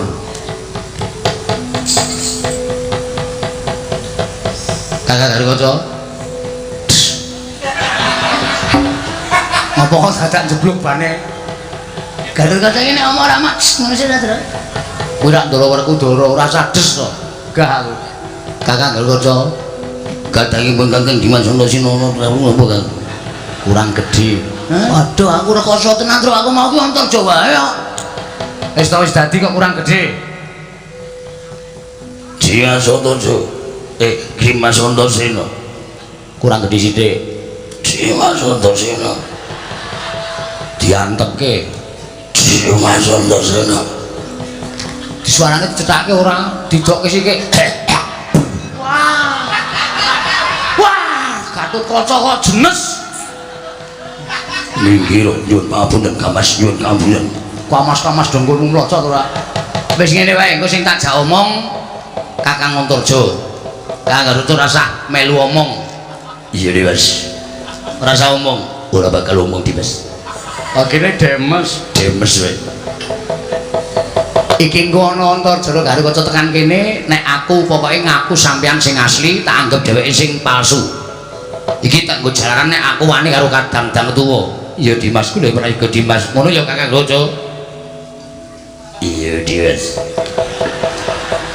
Kok kaya rekoso banget to, Gong? Heeh.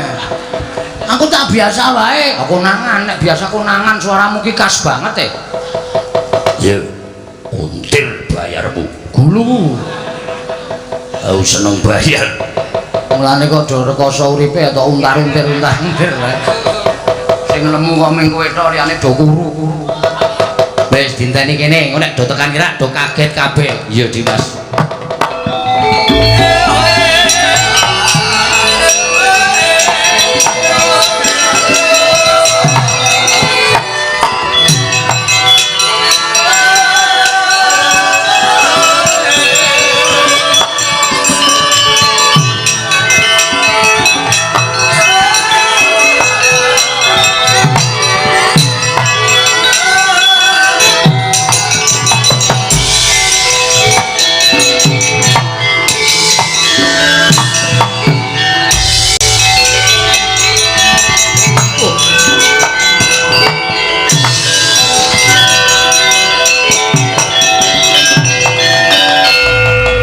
Kurdo sroma bangga Bakut gati nyomawukat gati nyomawukyat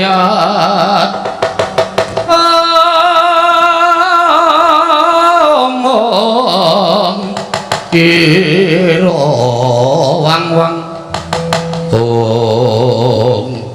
gugu karepe Dimas Antasena karepe si Adipi aku tadi kaya ngene kahanane Dimas iki piye aku tadi kaya ngene kahanane kok sik aku wit mau iki ora tau pisah karo Kakang Antarja Kakang Gatotkaca kowe ditimbali karo bapak dikongkon karo Siwa Mandura aku ora tau pisah lha kok dadi iki eneng Gatotkaca Dimas iki sapa lha kok wani membo rupa lawan pun Kakang iki sapa Dimas wis rasa Dimas Antasena iki sapa iki? Kok wani modho rupa, modho rasa karo pun Kakang. Sik Kakang meneng wae iki kok dadi aku bingung. Ana Antarja loro, ana Gatotkaca loro iki karepe piye? Mongko nyatane aku ora tau pisah karo Kakang Gatotkaca Kakang Antarja. Kok iki ana Antarja Gatotkaca sing teko ning mapan kene cetha kowe telik Mangindrajala ingkang memba kadangku loro. Yen ngono apa kelak Jatasi wong telu. Aduh pasti.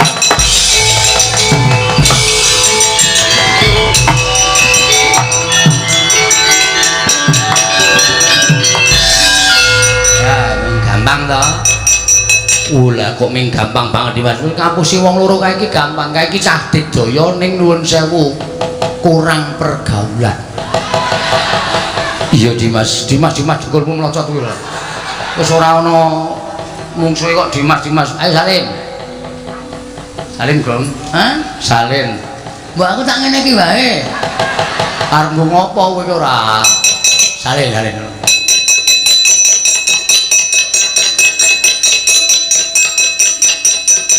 Wah, ora nggo gamelan barang iki piye?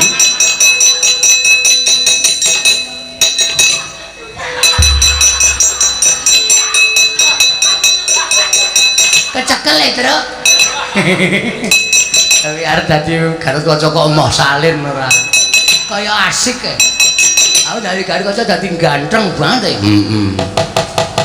Ayo golek-golek cewek. Oh, niatmu pancen arep sampe naik dhewe ora. Wis. Ning iki urung rampung. Lah terus kaenggo nek wong loro kaenggo do kandha karo Pak Di Baladewa karo bapak. Kula didandani Baladewa niki men Werkudara, Men modar ha.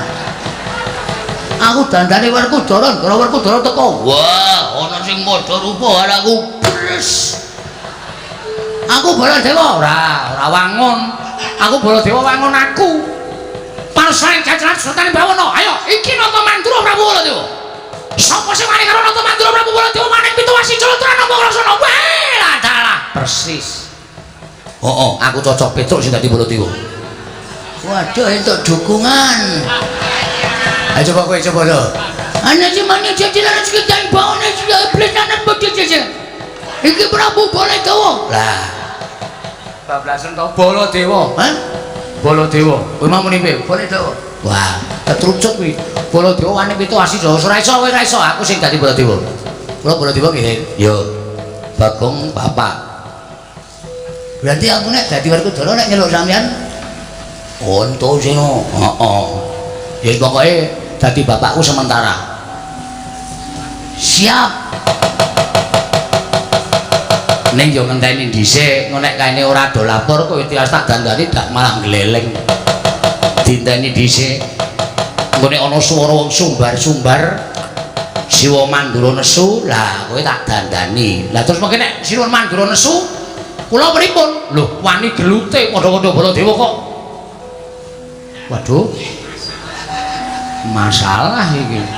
Nek riko nggawa Kyai Nenggala, Truk, kowe tak dandani cara Baladewa ki ora ming tak dandani tok. Nindakne kekuatan lahir batin. Dadi kowe ya digdaya. Atur sing Ndara Werkudara nesu, amen tandangi sing dadi Werkudara. Kula dikai kekuatan yo. Kekuatane diwek Petruk kok wis entek. Aku kok ameng-ameng nyawa terus iki. Kaya nyatane ngono kok ora apa-apa. Petruk kandhong bolong. Bagong kowe menyang ndi? Wah, dalah kowe wani nunggu karo tindayi Prabu Ndara Wancocok lakan toso. Konangan Bathara Bontot anak krincong sikilmu. Lah nika wis bengok-bengok. Nika wis bengok-bengok. Yo, kowe kedo ngapet ambekan, kedo dadi ayo.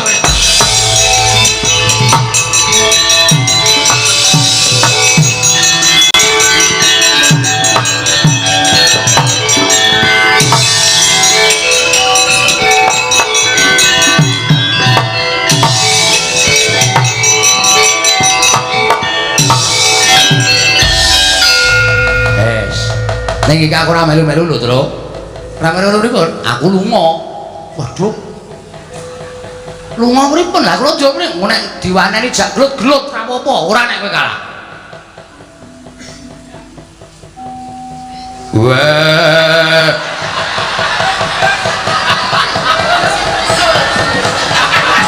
Ketoke Werkudarane ra dadi iki ketoke. Ora jajari lah. Aku ki wis kaya dadi kaya ngene iki ngrekoso e asem. Ya wis, kurang gede kok. Wah. Sing jeneng kurang gede iki suarane kurang gede. Ayo coba ngampet ambegan swara weteng.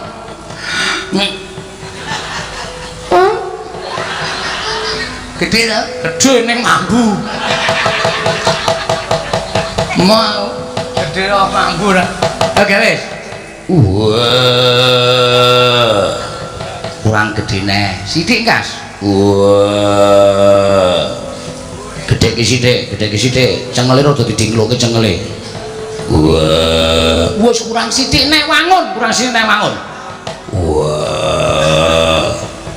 Baladewa kakangku. Baladewa kakangku. Kok munggah kok. Ae. Aku ki meneng-meneng sok munggah dhewe. Nek kon munggah marah gelem munggah, nek dinengke mau munggah dhewe. Mbok aku ki wis ra normal paling ya, Tru. Wis kono udah rembukan. Awara mlesupi. Iki diloske lho saiki iki. Heeh, wah entasene ora tanggung jawab iki. Ya ora apa-apa, diniati wae le. Oh iya. Kadangipun Kakang Yayi Werkudara.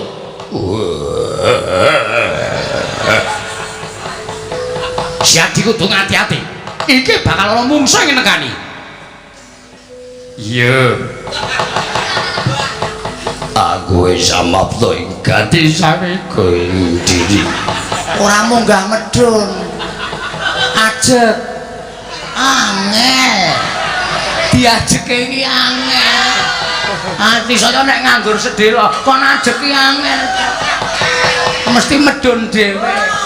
Apa? Wis pokoke engko dicepi wong liya, Gong. Heeh. Eling sadar kowe sandang Werkudara lho ora ahok-ahok.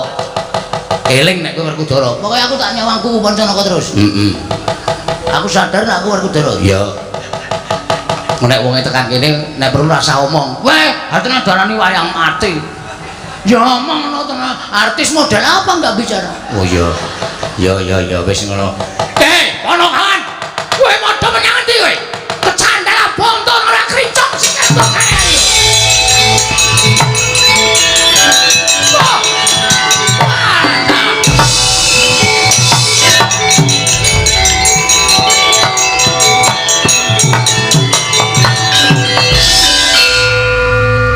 Aku tak melayu. Werkudara sane.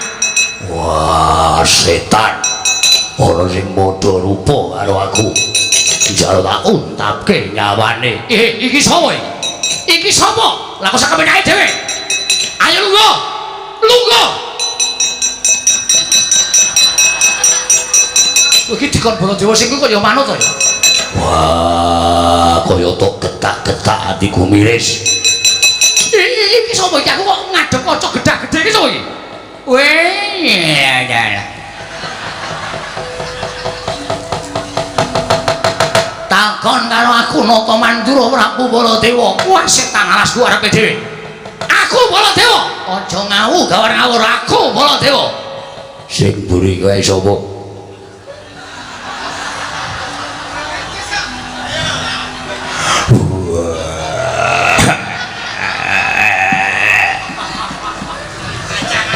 Satria ing Jodi mati.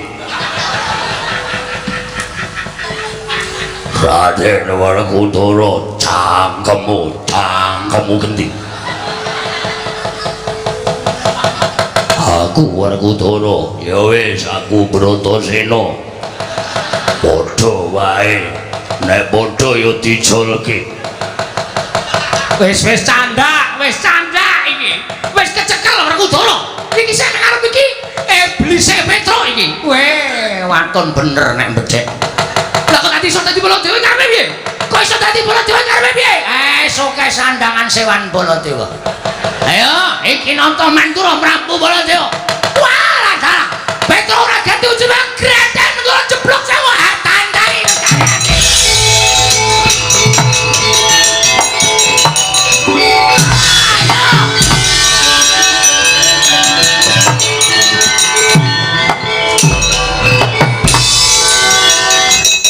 Sopo kowe ngaku nganggo sandangan Werkudara? Aku Werkudara. Wah. Werkudara apa sapa? Werkudara. Kasatriyane ngendi? Kasatriyane Jodimati. Bojone pira? Bojoku ana ter. Waduh. Wah, duwer.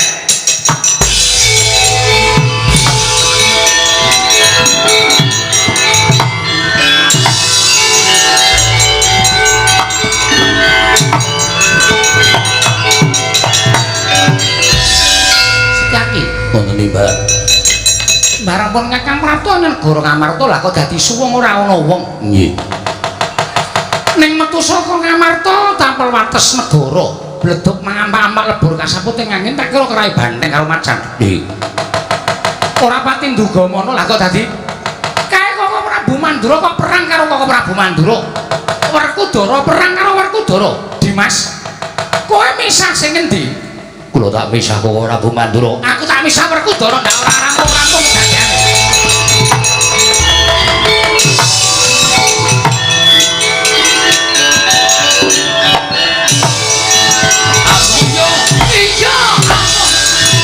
Koko Prabu. Koko Prabu. Wah, sare. Koko Prabu.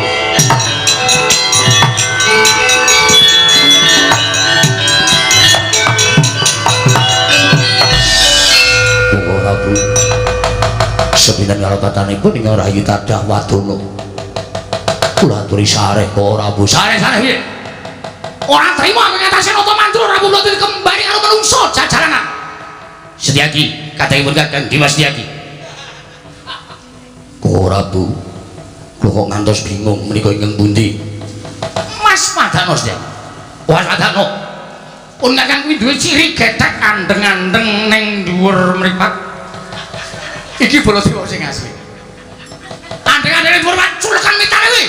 Iki Baladewa sing tenan. Aja ngawur aku Baladewa. Aku wae mati nek. Sabar, sabar. Mboten sami sabar Joto Siape. Sabar. Koko Prabu. Piye? Kula ngantos bingung menika ingkang pundi? Aku Nalendra Mandura, pun Kakang ing sejati. Setyaki aja percaya. Aja percaya. Pun Kakang ing sejati pun Kakang kedunan Kiai Nenggala, Kiai Alugara. Aku sing duwe, aku sing duwe. Samenika ngaten mawon, samenika ngaten. Ingkang kagungan pusaka Nenggala dipun dalaken. Dipun dalaken. Ora percaya karo pun Kakang. Iki Kiai Nenggala. Mapane ning ebek-ebek. Koko Prabu aturi ngedalaken Kiai Nenggala. Weh, ala ngece ala. Iki Kiai Nenggala.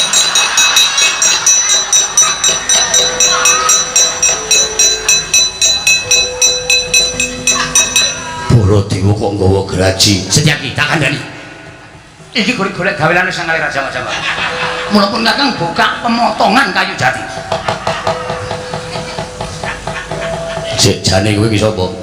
Baladewa. Baladewa kok tak jotos. Baladewa. Baladewa kok tak jotos. Pun Kakang ki Ratu Mandura. Pun samenika ngatri mawon. Koko Prabu Ndarawati lenggah wonten ing mriku. Sami nyuwun pambiyanipun Koko Prabu Ndarawati sepatusaken nengahi perkawis menika. Ya, Loh, Yai Kresna marane kono? Inggih. Waduh, Yai kadae to Kakang. Wajan. Werkudara, wis ayo.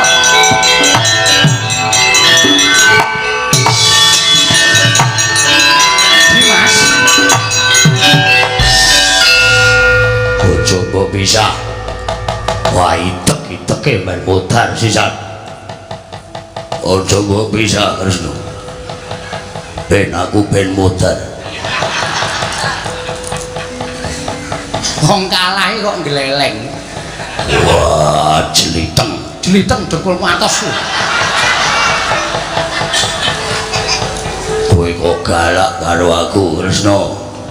Aku adimu njodi mati. Iya, aku ngerti nek kowe ki adikku lanang aku ngerti. Lah rak ngono. Werkudara kok larak ngono ki kok ngendi to? Dara, Nggih. sabar ya Yayi. Wah, gaisen karo kere. Wah, diece dino karo pucuting batur ketibal. Ora salin cuwek koko kanca napa modar sisan kowe. Wah. Kresna, Piye? tolong lindungi aku. Werkudara kok njaluk perlindungan ki cara ngendi? Wah, kono nganggo kuku Pancanaka. Aku lan duwe kuku. Lah kuwi mleno semono gedene kuwi. Meleno iki basa ngendi? Lah sing tok jebet ki apa? gedang mentah. Gedang mentah kok dicepit sak penake dhewe ora. Iki piye lah kok dadi kahanane kaya ngene iki piye Kudara aku kok ora ngerti. Kresna, Kresna aku njaluk pengadilan Yai.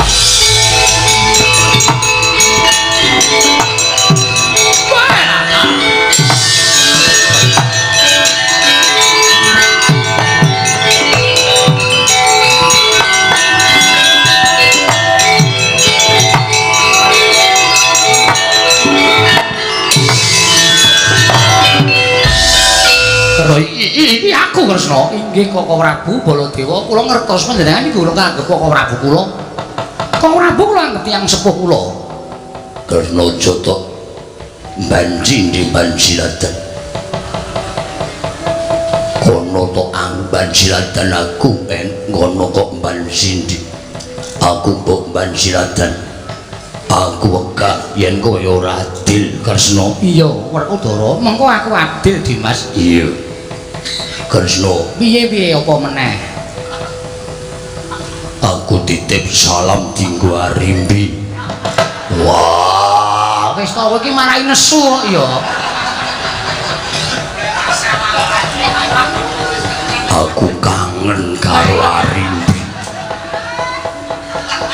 Wis satu ladeni. Sopo ae? Ka iki Bagong. Wah, su. Nandel ora, Werkudara nesu tenan lho nek iki wis muni ngono kuwi Werkudara aja tok bebeda. Ya wis. Ora. Aja ngono. Nek ora ento Arimbi yo ora ngayi. Nek krungu dadi geger lho, Gong. Ameng sembrono. Wah. Apa ora kowe ketrujut to ayo ganti. Ayo ganti ora? Ora ganti senjata cakra mati kabeh. Nggih.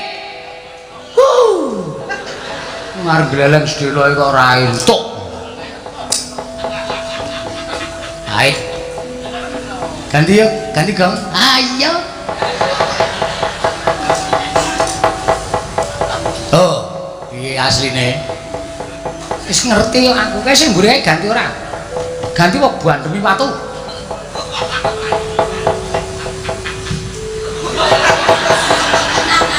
Masa ngatungi kepel. Kepel rung mateng diadongke.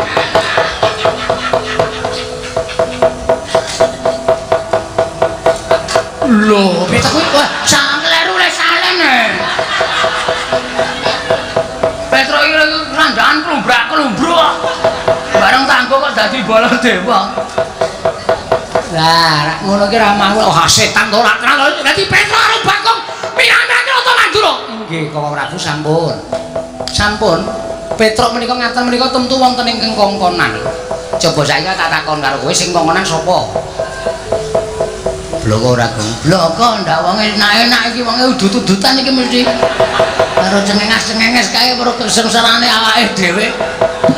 Kaya bloko ya. Sapa Bagong? Anu putrane Ndara Werkudara. Sapa putrane Ndara Werkudara iki sapa? Sing ragil jenenge sapa?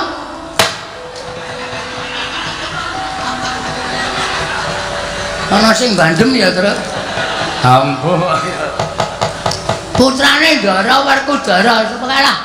Mau ki sapa ta, Tru? Aku iki le goblok ki eling-eling lho. Ora jenenge ora.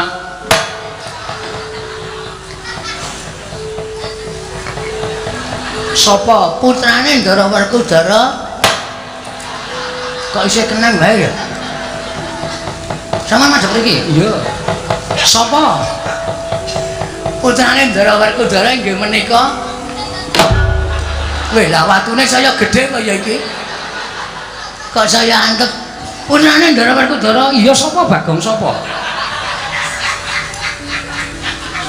Mengkurep kula ndak dikethaki ora. Ndara Antasena. Mula cahidan kan kok ya iso-isane nglakoni. Gusti, aja ngurus perkara Antasena siki. Inggih, lajeng paringipun Si Adi kok wis tumuli rawuh ning negara Ngamarta. Lho. Sebabipun menapa panjenengan Koko Prabu paring dawuh mekaten? Lah iki mau Yai Kresna lagi wae budal saka negara Ngamarta. Jare ngandhakake yen to Ndarawati ke Taman Pegebluk bisane waluya nirmala Temajati jatuh Mahmulya. yen to kudu ditumbali pustaka Jamus Nyang Jimat Limasada. Nganti Werkudara ngendhangake Sedewa ditundung lunga merga mbelani karo Kyai Kresna.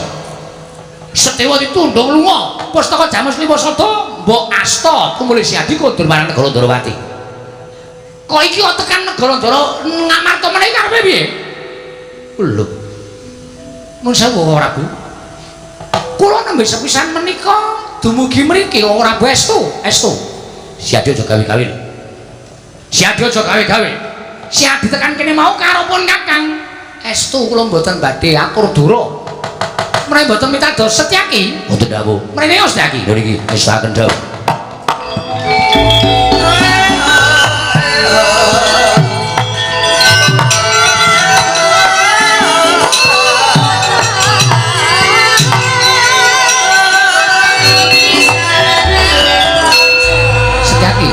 Timbalan mara matur marang Koko Prabu Baladewa yen pun Kakang lagi wae suwaning Praja Ngamarta. Koko Prabu piye apan kawula saestu Koko Prabu Ndarawati nembe kemawon rawuh wonten negari Ngamarta. Weh lajar ku arepe dhewe. Wah yen ngono pancen ana telik Mangindrajala ana durak mongke ing nyidra pustaka Jamus Nyang Limasada ing Membo Kyai Prabu Ndarawati. Menawi ngenten pustaka Jamus Limasada sampun loncat Koko Prabu. Wis diasta dening Kyai Prabu Ndarawati ingkang mentar saka negara Ngamarta Kyai. Weh lagar.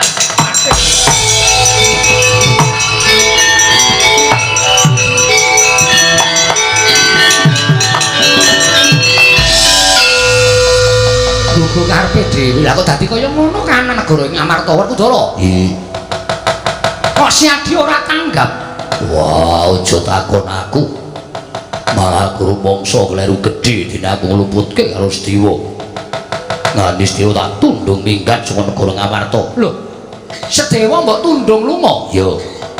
Lah, mongko saiki Sedewa menyang endi? Bu, ora weruh mapan menyang endi aku ora ngerti. Apa ora kowe? Kandhani ngeyel ya Gong. Heeh. Gong ya aja sok grusah-grusuh, yen to ngamun ngantos netra batin permono jati. Supaya ora kapusan mergo sakniki nek nganti ora nganggonake permana jati niku wah apus-apus niku mapan teng pundi papan. Wis nek ngene iki piye? Pandhawa kelangan pustaka Jamus Limasada Semar mati. Wis cangkeme. Semar mati dongake aja. Ae sloroe kok malah tandake biaya. Wis piye? Wis latar. Petro, Nun. Bapakmu loro to? Nggih. Isane wae nek dilawuhi Ndara Pandhawa 5 cacahe. Kalih mundi pustaka Jamus Limasada. Nyatane pustaka ilang, Ndara Sedewa lunga, Pandhawa ora komplit, pustaka ora bakal rawuh teng Karakadempel. Kowe ra ta. Piye Antasena? Ngene wae Lek, anu Pakdi. Sampeyan rawuh ning Karakadempel. Terus bloko apa anane karo Kakek Semar. Nek pustaka Jamus Limasada ilang. Aku karo sapa? Ya karo Pandhawa. Pandhawa mung 4. Sawetara iki ora sak kabeh. Karo ngenteni Majelis Dewa le kundur ning Ngamarta. Karo sapa? Ae karo si Werkudarane kae. Kurang ajar. Ora perkara kurang ajar, iki percaya ora, Pak? Oh, omong aku numusi to. Sampeyan ngeyel dikandhani ora maido nek dikandhani karo Antasena. Wah, cah kucro. Cah edan. Ora nganggo utek. Nah, saiki karepmu. Lah terus kok nek Kakang Semar dawuh karo aku piye Antasena? Wis sampeyan ngomong apa anane? Majelis Dewa ditundung Ndara Werkudara utawa bapak. Terus sampeyan ngendika napa anane? Nek Ndara utawa apa ku jenenge?